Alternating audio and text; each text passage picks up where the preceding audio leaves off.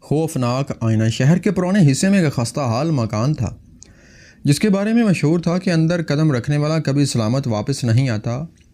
یہ مکان کسی زمانے میں ایک امیر تاجر کا تھا جسے شیشوں کا شوق جنون کی حد تک تھا۔ اس نے پورا مکان آئینوں اور شیشوں سے سجا رکھا تھا۔ لوگ کہتے تھے کہ اس تاجر نے اپنے دشمنوں کو اذیت دینے کے لیے شیشوں میں ان کی روحیں قید کر دی تھیں۔ وقت گزرتا گیا، تاجر مر گیا، مگر مکان اور اس کے شیشے ویسے ہی باقی رہے۔ علاقے کے بچے کبھی پاس سے گزرتے تو ایک دوسرے کو للکارنے کو کون اندر جھانکنے کی ہمت کرتا۔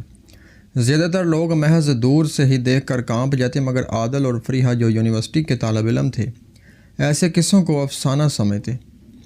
ان دونوں نے فیصلہ کیا کہ اس مکان میں جا کر سچائی جانیں گے۔ ایک شام جب سورج ڈوب رہا تھا اور آسمان سرخ روشنی سے جل رہا تھا، دونوں نے ٹارچ اور موبائل اٹھایا اور مکان کے زنگ آلود دروازے کو دھکیل کر اندر داخل ہو گئے۔ اندر داخل ہوتے ہی عادل اور فریحہ کے قدم رک گئے۔ مکان کی فضا عجیب سی ٹھنڈی اور بوجھل تھی۔ دیواروں پر لٹکے ہوئے آئینے ایسے لگ رہے تھے جیسے ان میں سے کوئی انہیں گور رہا ہو۔ ہر آئینے میں دھندلی سی شیوا دکھائی دیتی تھی، لیکن وہ ان کی اپنی نہیں تھی۔ فریحہ نے حیرانی سے ایک آئینے کے قریب جا کر دیکھا تو اس میں ایک عورت نمودار ہوئی جو آنکھوں میں خون کی لالی لیے مسکرا رہی تھی۔ فریحہ کے قدم کانپ گئے اور وہ پیچھے ہٹ گئی۔ عادل نے اس کا ہاتھ تھاما اور کہا کہ یہ سب ان کے ذہن کا وہم ہے، لیکن جیسے ہی اس نے دوسرے آئینے کی طرف دیکھا، وہاں اپنے ہی چہرے کی مسخ شدہ شکل دیکھ کر اس کے رونگٹے کھڑے ہو گئے۔ اچانک مکان کے اندر دروازے خود بخود بند ہو گئے اور اندھیرا چھا گیا۔ آئینے ایک دوسرے کے ساتھ ٹکرانے لگی اور ان میں سے سرگوشیوں کی آواز گونجنے لگی۔ تم یہاں کیوں آئے ہو؟ تمہیں بھی قید ہونا ہوگا۔ دونوں کے قدم لڑکھڑا گئے، مگر واپسی کا راستہ اب کہیں دکھائی نہیں دے رہا تھا۔ اب ہر آئینہ روشنی کی بجائے سائے اگلنے لگا۔ وہ سائے آہستہ آہستہ شکل اختیار کرنے لگے۔ کچھ بچے جیسے لگ رہے تھے، کچھ عورتوں جیسے اور کچھ مردوں جیسے۔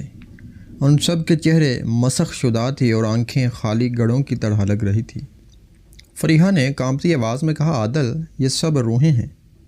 عادل نے جرأت کر کے موبائل کی ٹارچ جلائی، مگر روشنی ہر آئینے میں جذب ہو کر غائب ہو گئی، جیسے یہ آئینے روشنی کو نگل رہے ہوں۔ اچانک ایک آئینے سے ہاتھ نکل کر فریحہ کے کندھے پر جا پڑا۔ وہ چینخ اٹھی۔ عادل نے اسے کھینچا، مگر ہاتھ نے اتنی سختی سے پکڑا ہوا تھا کہ اس کی انگلیوں کے نشان واضح ہو گئے۔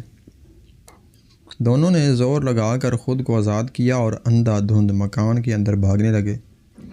مگر عجیب بات یہ تھی کہ جتنے بھی کمروں میں داخل ہوتے، ہر کمرے کی دیواروں پر صرف آئینے ہی آئینے دکھائی دیتے تھے، جیسے وہ کسی بھول بھلیا میں قید ہو چکے ہوں۔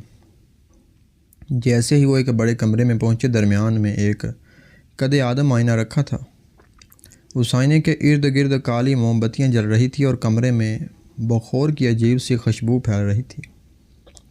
اس آئینے میں انہوں نے دیکھا کہ اس کے عکس زندہ ہیں، لیکن ان کے ہونٹ ہل رہے ہیں، جیسے کچھ کہنا چاہ رہے ہیں۔ عادل نے قریب جا کر سنا تو اس کا عکس سرگوشی میں بولا، یہاں سے نکلنا چاہتے ہو تو کسی کو پیچھے چھوڑنا ہوگا۔ فریحہ کی عکس نے بھی یہی الفاظ دہرائے۔ دونوں سکتے میں آ گئے۔ اچانک آئینے میں دکھائی دینے والے عکس نے اپنے ہاتھ آگے بڑھائے اور کمرے کی حقیقت میں ان دونوں کو کھینچ لینے لگے۔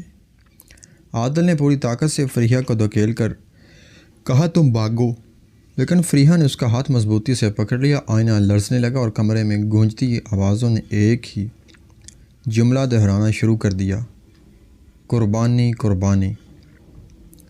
عادل اور فریحہ اپنی جان بچانے کے لیے جدوجہد کرتے رہے۔ اچانک فریحہ نے اپنی جیب سے چھوٹی سی جیبی چھڑی نکالی جو وہ ہمیشہ ساتھ رکھتی تھی۔ اس نے آئینے پر زور سے مارا تو کمرہ لرز اٹھا۔ آئینہ ٹوٹ کر ہزاروں ٹکڑوں میں بکھر گیا، لیکن اس کے ساتھ ہی مکان کے تمام آئینے ایک بھیانک آواز کے ساتھ چینخ اٹھے۔ ہر ٹکڑے میں قید چہرے باہر آنے لگے اور کمرہ بھوت نما سائے سے بھر گیا۔ عادل نے فریحہ کو پکڑا اور دونوں تیزی سے دروازے کی طرف دوڑے۔ اس بار دروازہ کھل گیا۔ مگر باہر اندھیرا اور طوفانی ہوا ان کا منتظر تھی۔ جیسے ہی وہ باہر نکلے مکان کے اندر آگ لگ گئی۔ دونوں دوڑتے ہوئے گلی سے باہر نکلے اور پیچھے مڑ کر دیکھا تو مکان زمین بوس ہو رہا تھا، مگر آخری لمحے انہوں نے دیکھا کہ ایک ٹوٹے ہوئے آئینے کے ٹکڑے میں اب بھی ان کے اپنے عکس قید تھے جو خاموشی سے انہیں گھور رہے تھے۔ گھر واپس پہنچنے کے بعد عادل اور فریحہ نے فیصلہ کیا کہ وہ اس واقعے کا ذکر کبھی کسی سے نہیں کریں گے، مگر اس رات جب عادل نے اپنے کمرے کے آئینے میں دیکھا، اس کے پیچھے وہی عورت کھڑی تھی جسے اس نے مکان کے اندر دیکھا تھا۔